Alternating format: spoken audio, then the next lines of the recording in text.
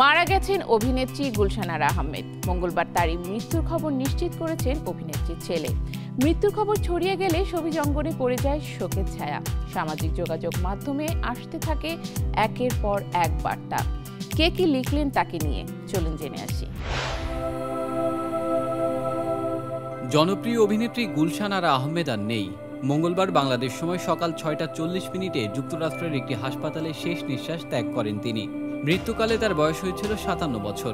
তার মৃত্যুর খবরটি সামাজিক যোগাযোগ মাধ্যমে নিশ্চিত করেছেন তার ভাগ্নি অভিনেতা আর এ রাহুল এবং পরিচালক কাজল আরেফিন অমি।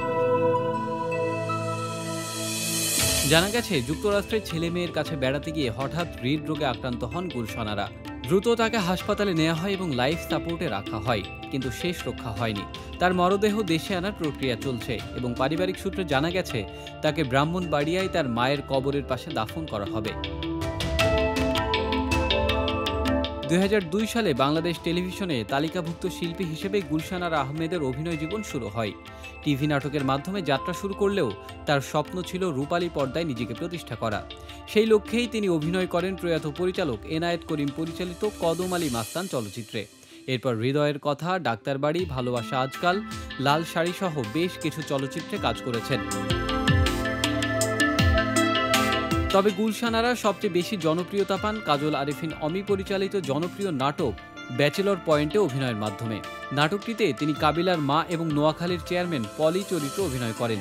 তরুণ দর্শকদের হৃদয়ে জায়গা করে নেন তিনি। তার মৃত্যুতে শোক প্রকাশ করেছেন তার সহকর্মী ও ভক্তরা। পরিচালক কাজল আরেফিন অমি লিখেছেন, আপনাকে আমরা মিস করব আপা, আল্লাহ পাক ওনাকে জান্নাতুল ফেরদৌস নসিব করুন।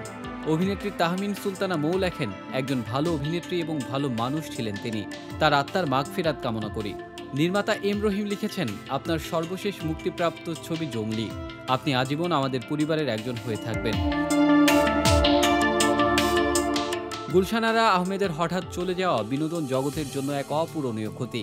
তার প্রাণবন্ত অভিনয় এবং হাস্যোজ্জ্বল উপস্থিতি দর্শকদের মনে চিরকাল অমলিন হয়ে থাকবে।